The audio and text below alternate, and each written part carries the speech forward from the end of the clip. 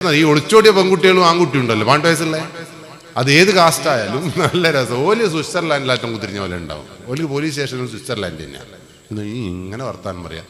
കൂട്ടിക്കൊണ്ടോയം കാണാൻ വന്നോല് കുറേ ആളുണ്ടാവും. എനിക്ക് ഏറ്റവും ഭീകരമായി തോന്നി ആ ജനലിൻ്റെ അപ്പുറത്തുനിന്ന് വലിയൊരു മൃഗശാലയിലുള്ള വന്യമൃഗത്തെ കാണുന്നത് പോലെ ഇതിൻ്റെ വാപ്പയും ഉമ്മയും അച്ഛനും അമ്മയിലുണ്ട്. ഇതിനെങ്ങനെ ഏന്തി നോക്കുന്നതാണ്. മക്കളെ ഏന്തി നോക്കും. ആര് അടുത്തേക്ക് വരാൻ കഴിയാതെ എഴുതി നോക്കുക. അത് ആ എത്തിനോട്ടം നമ്മൾ ഭീകരമാണ്. ഞാൻ എൻ്റെ മോളെ എപ്പോൾ അങ്ങനെ എത്തി നോക്കുക എന്നുള്ള ടെൻഷൻ എനിക്കുണ്ട്. നിങ്ങൾക്ക് അതില്ല. നിങ്ങൾ ദിവസവും കാണുന്നില്ല. നിങ്ങൾ കള്ളുകൂടിയൻ്റെ പ്രശ്നങ്ങൾ കാണുന്നില്ല. ഭാര്യയും ഭർത്താവ് അടികൂടുന്ന പ്രശ്നങ്ങൾ നിങ്ങൾ കാണുന്നില്ല. ആത്മഹത്യ ചെയ്ത കുടുംബത്തിന്റെ വിഷമങ്ങൾ നിങ്ങൾ കാണുന്നില്ല. ജപ്തി ചെയ്യുന്ന വീട്ടുകാരന്റെ വിഷമങ്ങൾ കാണുന്നില്ല. പക്ഷെ പോലീസുകാരൻ ദിവസവും കാണുന്നത് ഈ സംഭവങ്ങൾ തന്നെയാണ്. കുട്ടികൾ അടികൂടുന്നു പോലീസ് സ്റ്റേഷനിലേക്ക്. കുട്ടികളെ പ്രശ്നങ്ങൾ കാണുന്നത് പോലീസാ. ശ്രദ്ധിച്ചില്ലേ? അറിയില്ല നിങ്ങൾ? അത് അങ്ങനെ ഞാനും നമ്മൾ വ്യത്യസ്തം. അതുകൊണ്ട് തന്നെ എനിക്കിപ്പോൾ നിങ്ങളെ നോക്കുമ്പോയില്ലേ, നിങ്ങളെ കണ്ണിലേക്ക് നോക്കി നിങ്ങളെ സ്വഭാവം ശരിക്കും മനസ്സിലാവും. കുറച്ചാക്കല്ല ഒളിച്ചോട് മുട്ടുന്നുണ്ട്, കുറച്ചാക്ക് ഞാൻ ഇങ്ങനെ ലായിപ്പോയല്ലോ എന്നുള്ള ടെൻഷൻ ഉണ്ട്. എന്തെല്ലോ ടെൻഷൻ നിങ്ങൾക്കുണ്ട്. ഞാൻ പിന്നെ പറഞ്ഞു തരും. ഇപ്പം ഞാൻ പറഞ്ഞ മോശമായി, അതുകൊണ്ട് സൂക്ഷിച്ചോ. അതുകൊണ്ട് നിങ്ങളെ കണ്ണ് നോക്കിയാൽ കൃത്യമായിട്ട് പോലീസ്. അതുകൊണ്ടാണ് പറഞ്ഞത്, ഈ കുട്ടി സ്കൂളിലേക്ക് വന്നപ്പോൾ പോലീസ് ചോദിച്ച ചോദ്യങ്ങൾക്ക് ഈ കുട്ടിയുടെ ഉത്തരവും ഈ കുട്ടി പറഞ്ഞ സാധനവും തമ്മിൽ ഒരു തരത്തിലും പൊരുത്തപ്പെടുന്നില്ല. അതുകൊണ്ടാണ് പോലീസ് പറഞ്ഞ 2 ദിവസം നിൽക്കട്ടെ, നമുക്ക് പിടിക്കാം. പക്ഷെ നാട്ടുകാർക്കും വീട്ടുകാർക്കും പറഞ്ഞു പോലീസ് കള്ളന്മാരാണ്, ഒരു ചെയ്യൂല. പോലീസിന് ഈറ്റ മക്കളില്ലേ? അങ്ങനെ വാട്സപ്പിൽ അതിൻ്റെ പ്രതികാരമായിട്ട് എന്തെല്ലാം സംഭവം പോലീസ് ചെയ്യൂല. നമുക്ക് ചെയ്യാം, നിരത്തണം. നമുക്ക് ആരെ നിരത്തേ? അങ്ങനെ 2 ദിവസം കഴിഞ്ഞപ്പോൾ പോലീസ് ഈ കുട്ടീനെ കൗൺസിലിങ്ങിന് വിട്ടപ്പോൾ കുട്ടിയോട് കൗൺസിലർ ചോദിച്ചു, കുട്ടി നിന്നെ ആരാണ് തട്ടിക്കൊണ്ടുപോയത്? കുട്ടി പറഞ്ഞു, എന്നാരും തട്ടിക്കൊണ്ടുപോയി? എന്നാരും തട്ടിക്കൊന്നുമില്ല. പിന്നെ കുട്ടിയല്ലേ പറഞ്ഞത് കാറ് വന്നു. അത് വീട്ടിൽ അന്ന് സ്കൂളിൽ പ്രോഗ്രസ് കാർഡ് ഒപ്പിടേണ്ട ദിവസമായിരുന്നു. എൻ്റെ അച്ഛനും അമ്മയും വരും പ്രോഗ്രസ് കാർഡ് ഒപ്പിടാൻ. എനിക്ക് 2 വിഷയത്തിൽ മാർക്ക് കുറവായിരുന്നു. അച്ഛനും അമ്മയും ആ സ്കൂളിൽ നിന്ന് ആ കുട്ടികളുടെ മുമ്പിൽ വെച്ച് എന്നെ അപമാനിക്കും, അടിക്കും, തല്ലും. ആ തല്ല് താങ്ങാൻ ശക്തിയില്ലാത്തത് കൊണ്ട്, കുട്ടികളുടെ മുമ്പിൽ നിന്ന് ചീത്ത വിളിക്കുന്നത് സഹിക്കാൻ കഴിയാത്തത് കൊണ്ട് ഞാൻ ഉണ്ടാക്കിയ കൃത്രിമ കഥയാണിത്. കേരളം മുഴുവൻ കുട്ടിയെ വിശ്വസിച്ചില്ലേ? ദിവസവും ഇത്തരം സംഭവങ്ങൾ കണ്ട് പോലീസ് 2 ദിവസം സമയം ചോദിച്ചപ്പോൾ കേരളത്തിലെ പോലീസിനെ കള്ളനാക്കിയില്ലേ കേരളത്തിലെ സമൂഹം? അതാ പറഞ്ഞത്, കുട്ടികളധികം വിശ്വസിക്കേണ്ട. ഈറ്റ ഒന്നും ആലോചിച്ചോ. അതിനെ പ്രതികരിച്ചവനെല്ലാം പ്ലിങ്ങി മരിച്ചോയില്ലേ? അതിൻ്റെ ക്ലാസ് എടുത്ത് പോകുമ്പോൾ എൻ്റെ ആലോചിച്ചൊക്കെ എങ്ങനെ കുട്ടികളെ തട്ടിക്കൊണ്ടുപോകുമെന്ന് പറഞ്ഞ സാധനത്തിന് ക്ലാസ് എടുത്തില്ല ഇവിടുത്തെ കേരളത്തിൻ്റെ കുട്ടികൾക്ക്. സൂക്ഷിച്ചോ നിങ്ങൾ. അതുകൊണ്ട് കുട്ടികളെ നിങ്ങൾ അധികം വിശ്വസിക്കണം. നിങ്ങളെ മക്കൾ നമ്മളെ അടുത്ത് നിന്നുകൊണ്ട് കടിച്ചങ്ങ് പറിച്ചളി. നിങ്ങളിപ്പോൾ എന്താ ചെയ്യേണ്ടതെന്നറിയോ? ഈ ലഹരിക്കെതിരെയുള്ള പോരാട്ടത്തിൽ നമ്മൾ അധികം ഒന്നും സംസാരിക്കേണ്ട. നിങ്ങൾ ഇന്ന് മുതൽ നിങ്ങളെ മക്കൾ നന്നാണെന്ന് ആഗ്രഹമുണ്ടോ നിങ്ങൾക്ക്? Yes or no? എങ്കിൽ നിങ്ങളൊന്നും ചെയ്യണ്ട. നിങ്ങൾ പറയേണ്ട കാര്യം ഇത്ര മാത്രം: ഇന്ത്യയിൽ ജീവിക്കുന്ന കുട്ടി എന്ന നിലയിൽ, ഒരു മനുഷ്യൻ എന്ന രീതിയിൽ ഇന്ത്യയിലെ നിയമങ്ങൾ അനുസരിക്കണം. അത് മാത്രം നിങ്ങൾ പറഞ്ഞാൽ. നിയമം എന്ന് പറയുന്നത് ജാതി മത സംഘടനകൾക്കെല്ലാം അപ്പുറത്ത് വിദഗ്ധന്മാരിൽ വിദഗ്ധരെഴുതിയ നിയമമാണ്. ശരിയല്ലേ? ലോകത്തെ ഏറ്റവും മാതൃകാപരമായിട്ടുള്ള നിയമം ഉള്ള രാജ്യം ഇന്ത്യ. പക്ഷെ നമ്മളെല്ലാം പറയുന്നത് ഇന്ത്യയിൽ എന്ത് നിയമടോ?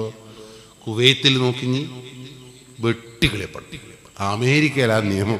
ഇവിടുത്തെ നിയമത്തിന് ശക്തിയില്ല എന്നാണ് വിചാരിക്കുന്നത്. നിയമങ്ങൾ ശരിക്കും പഠിക്കാത്തതുകൊണ്ട്. നിയമത്തിന് ശക്തിയൊക്കെ ഉണ്ട്. ഇവിടെ എന്താ നിയമത്തിന് ശക്തിയില്ലാത്ത? എന്തെങ്കിലും സംഭവം കണ്ടാൽ ആരും പറയാൻ നിൽക്കൂല. പറയണ്ടേ നമ്മള്? ഓല് ഉമ്മളിയും കൊന്നാളിയും ഒറ്റ കുട്ടിയും നിങ്ങൾ പറയില്ല. അത് പറയാത്തടത്തോളം കാലം ആ കേസ് വിജയിക്കില്ല. അത് നിയമത്തിന്റെ പ്രശ്നമല്ല. ഇവിടെ ഇപ്പൊ എന്ത് പറഞ്ഞാൽ, ഇവിടെ കാക്കൂർ പോലീസ് സ്റ്റേഷനിൽ കഴിഞ്ഞ ദിവസം 16 കിലോ കഞ്ചാവ് പിടിച്ചില്ലേ? 16 കിലോ കഞ്ചാവ് പിടിച്ചപ്പോൾ നിങ്ങളെന്നാ പറഞ്ഞത്? നിങ്ങൾക്ക് എന്നാ തോന്നിയത്? നിങ്ങൾ പറഞ്ഞിട്ടുണ്ടാവും 16 ആയിരിക്കില്ല, 20 പിടിച്ചിട്ടുണ്ടാവും. 4 SI മുക്കി.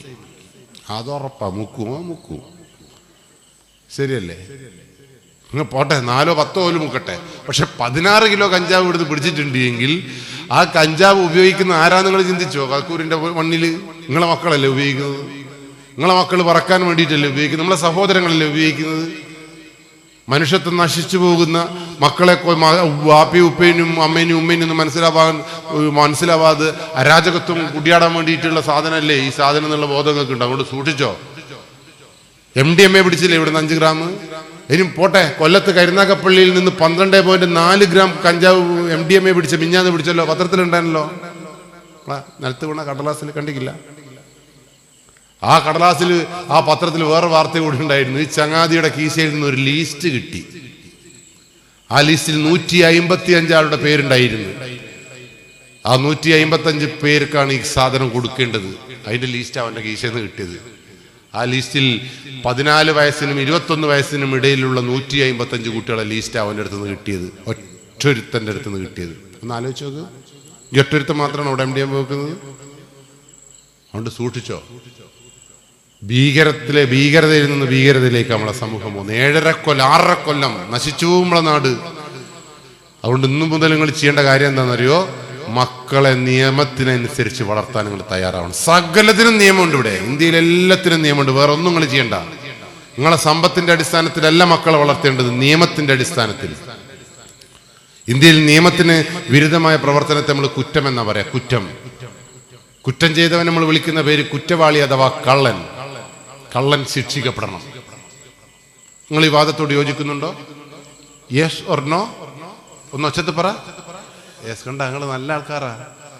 അപ്പൊ നിയമത്തിന് വിരുദ്ധമായത് കുറ്റം, നിയമത്തിന് വിരുദ്ധമായത് കുറ്റം. കുറ്റം ചെയ്തവൻ കള്ളൻ അഥവാ കുറ്റവാളി ശിക്ഷിക്കപ്പെടണം. ഈ വാദത്തോട് നിങ്ങൾ യോജിക്കുന്നുണ്ടല്ലോ?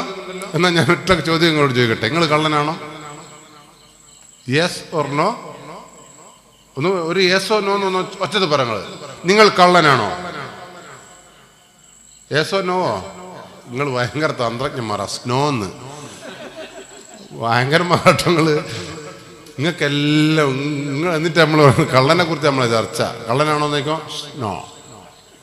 അത് ശരിയല്ല. യെസ് ഓർ നോ എന്നാ വേണ്ടത്. ഒരിക്കൽ കൂടി ഞാൻ ചോദിക്കാം, നിങ്ങൾ കള്ളനാണോ? നോ. പക്ഷെ നിങ്ങൾ ഇപ്പം പറഞ്ഞത് ഇപ്പം ചിലയാളെ മനസ്സിൽ ഐശ്വരി എൻ്റെ നാട്ടിൽ വന്നിട്ട് എന്നെ കള്ളാന്ന് ഇനി സ്റ്റേജിൽ വന്നിറങ്ങിയാൽ കാണിച്ചേരാ. എനിക്ക് മനസ്സിലായില്ലേ?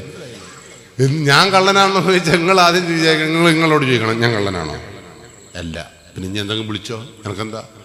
അതാണ് ശരിക്കും സഹിഷ്ണുത. അല്ലാണ്ട് അങ്ങനെ എന്നെ കള്ളാന്ന് വിളിക്കുക. കള്ളനെ കള്ളാന്നല്ലാണ്ട് പ്രഭോ എന്ന് വിളിക്കാൻ പറ്റുമോ? അതുകൊണ്ട് സൂക്ഷിച്ചു. നിങ്ങൾ ആ ഒരു സഹിഷ്ണുത, അസഹിഷ്ണുത നിങ്ങൾക്ക് വേണ്ട. പക്ഷെ നിങ്ങൾ കള്ളനല്ല എന്ന് പറഞ്ഞല്ലോ നിങ്ങൾ. എനിക്ക് അതുമാത്രം മതി. എനിക്ക് സന്തോഷമായി. ശരിക്കും ഞാനൊരു കാര്യം പറയട്ടെ, നിങ്ങൾ ദൈവങ്ങളാട്ടോ. ഒരു തെറ്റും ചെയ്യാത്ത ഇങ്ങനത്തെ ഒരു നാട്ടിൽ ഞാൻ ആദ്യമായിട്ട് വന്നതാണ്. ആ ഒരു വിശ്വാസം അവിടെ നിൽക്കട്ടെ. എന്നൊരു ചെറിയ സ്വകാര്യം ഞാൻ പറഞ്ഞു തരട്ടെ. നിങ്ങൾ ഇന്ത്യയിലാണോ ജീവിക്കുന്നത്? യെസ് ഓർ അതിന് സ്നോ എന്നാ? Yes, very good. എന്നാൽ ഇന്ത്യയിൽ ജീവിക്കുന്ന ഒരു പൗരൻ ഇന്ത്യയിലെ നിയമങ്ങൾ അറിഞ്ഞിരിക്കണമെന്നതാ സത്യം. ഇന്ത്യയിലുള്ള നിയമങ്ങൾ നമ്മളെല്ലാം അറിഞ്ഞിരിക്കണം. നിങ്ങൾ കുവൈത്തിൽ പോയോക്ക്. കുവൈത്തിൽ പോയിക്കണ പ്രവാസികളല്ല അധികാളും. ബാക്കി എല്ലാ രാജ്യത്തും നിയമം എന്ന് പറഞ്ഞാൽ നിയമം തന്നെയാണ്. അവിടുത്തെ രാജകുമാരനും നിയമം ബാധകമാണ്. അവിടുത്തെ പാവപ്പെട്ടവരും നിയമം, ഒറ്റ നിയമം. അവിടുത്തെ പോലീസല്ലേ എല്ലാവരും പറയാം നമ്മളെ കണ്ടപാട് തന്നെ അസ്സലാമു അലൈക്കും. ശരിയാണോ തെറ്റാണോ? അല്ലെങ്കിൽ ഗുഡ് മോർണിംഗ് എന്നെല്ലാം പറയും പോലും. ഞാനും ഇവിടുന്ന് ആദ്യം പറഞ്ഞിരിക്കുന്നു, നമ്മൾ വരുന്നവനോടെല്ലാം ഗുഡ് മോർണിംഗ്. ഇപ്പോഴേ എന്തോ ഉണ്ട്. അല്ലാണ്ട് ഗുഡ് മോർണിംഗ് പറഞ്ഞിട്ടുണ്ടേ 500 കൊടുക്കേണ്ടി വരും. എന്താ ഇങ്ങനെ ഒരു കള്ളൻ്റെ ലുക്ക്. നമ്മൾ ഗുഡ് മോർണിംഗ് പറയുമ്പോൾ പറയുന്ന കള്ളനാവും. പിന്നെ ഇവിടുത്തെ നാട് നന്നാവാണ്ട്, നാട്ടുകാർ നന്നാവാണ്ട്, പോലീസ് മാത്രം നന്നായിട്ട് എന്താ കാര്യം എന്ന്. അതുകൊണ്ട് സൂക്ഷിച്ചോ. നിയമത്തിന് വിരുദ്ധമായത് കുറ്റാണെങ്കിൽ ഇന്ത്യയിൽ നിയമങ്ങളെല്ലാം അറിഞ്ഞിരിക്കണമെന്നാണ് നിയമം. നിയമം അറിയില്ല എന്ന് പറയുന്നത് ഒരു കുറ്റാണ്. നിയമം അറിയില്ല എന്ന് പറയുന്നത് കുറ്റമാണ്. കുറ്റം ചെയ്തവന്റെ പേരെന്താ?